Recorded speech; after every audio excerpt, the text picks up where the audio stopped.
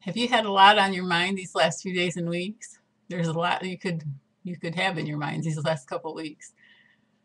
I was just amazed at the storm coverage 10 days ago and the week before that, the other storm that went through, and then, of course, the world events in the last few days. And I was talking to one of my old friends, and she told me a story about we were conversing, like we compare notes quite frequently and see what the other one is thinking.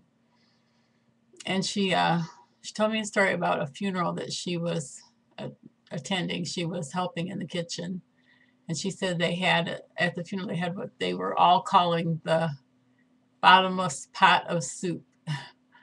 She said they had made preparations for the meal and after the funeral, and she said no matter how many bowls they dipped, I think it was a bean soup.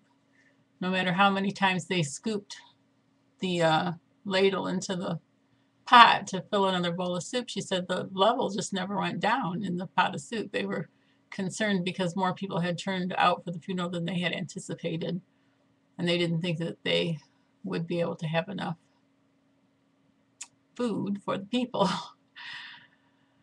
So she got me to thinking, and I thought about an Old Testament story and a New Testament story. And the Old Testament story was about a prophet, and I didn't look it up, so I can't tell you the guy's name, but he was commanded to go to a certain widow's home. If I get the story wrong, somebody can correct me. He was told to go to a certain widow's home and ask her to give him something to eat. Well, I can't remember if there was a famine in the land or if she was just poor. It seems like there was a famine in the land, but I couldn't swear to that. But all she had left was a little bit of, I guess it was flour, they call it meal, and a little bit of oil in her cruse. So he asked her if she would make him some food, and she said, all I have is this little handful of meal and this little bit of oil, and was gonna make a little cake for, not cake, but a little loaf, little whatever. They called it a cake in the King James version for my son and myself, and then we were going to eat it and die. They didn't have any more to eat after that. And he basically said back to her, okay, do that, but first make me a little cake and then give to you and your son. And I think he promised her, I'm sorry, I should have looked it up. I think he promised her that she would be supplied. And so she did what she was asked. She made him a little bit and gave it to him. And then her and her son ate what was left. And it said that the cruse, let's see how'd that go. The barrel never wasted and the cruse never failed, which meant that neither one of them ever went empty. And then there was two instances, of course, in the New Testament where Christ fed the multitudes. I think was it 3,000 and then 5,000? Fed the multitudes with just a few loaves of bread and fishes, and there was 12 baskets full left over. I guess there was a little boy there that had fish and bread, and he gave it to Jesus, and he blessed it and spread it around, and they had 12 baskets left over, which was more than they started with.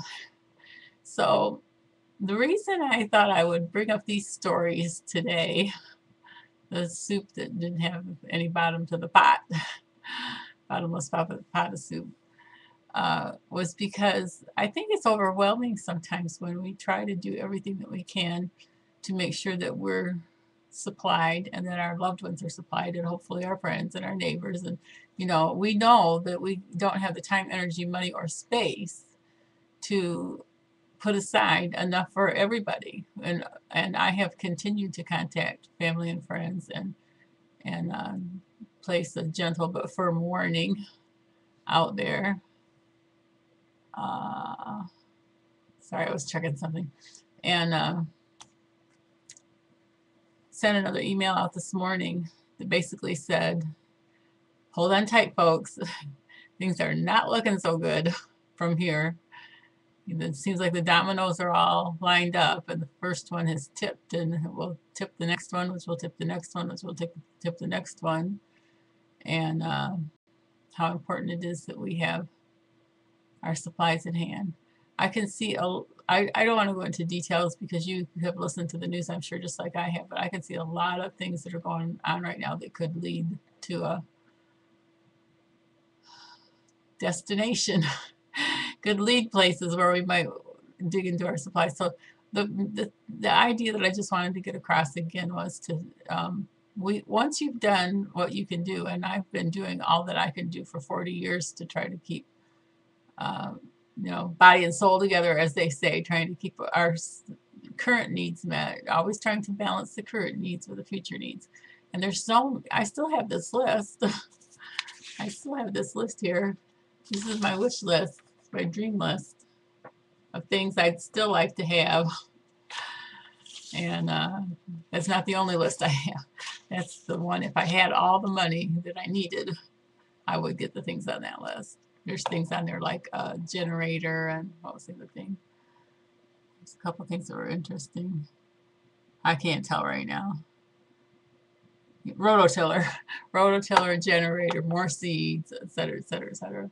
So please don't get yourself all in a tizzy about the things that are not done yet. Just look at what you have gotten done so far. If you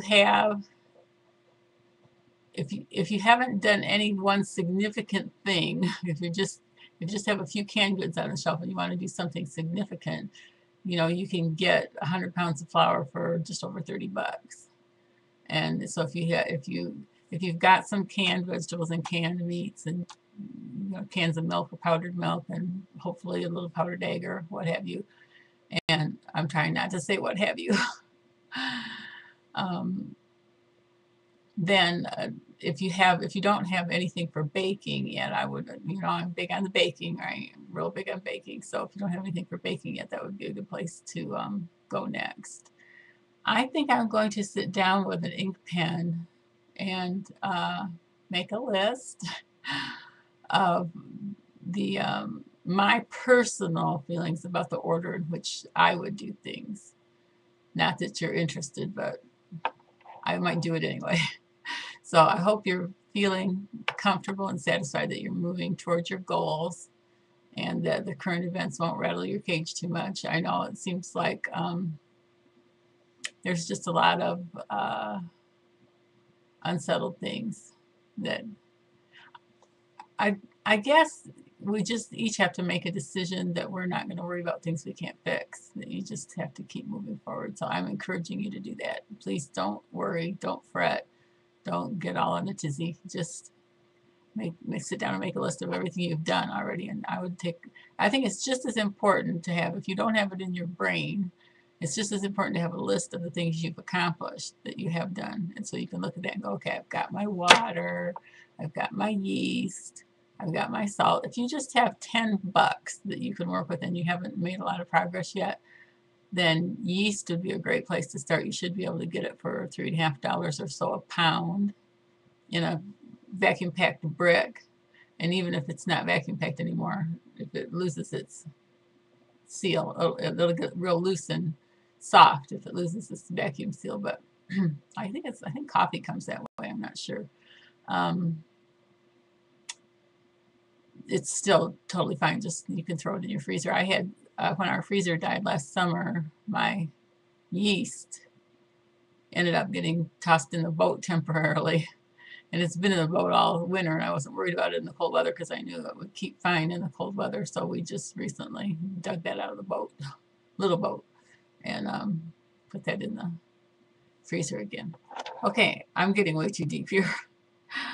Just a note of encouragement, look backwards. I usually say don't look backwards, but I think in this case it's good to look backwards. But what I started to say was if you only have 10 bucks to work with and you haven't checked some things off your list, if you can take 10 bucks and check salt off your list, if you can take 10 bucks and check maybe 12 bucks or 15 bucks and check yeast off your list, you're going to feel like you've done something. If you can check water off your list, you're going to feel like you've done something. But I think I'm going to sit down and make a list and then make a video. I hope everybody's just dandy. I hope you're just really, really doing well. God bless. Bye.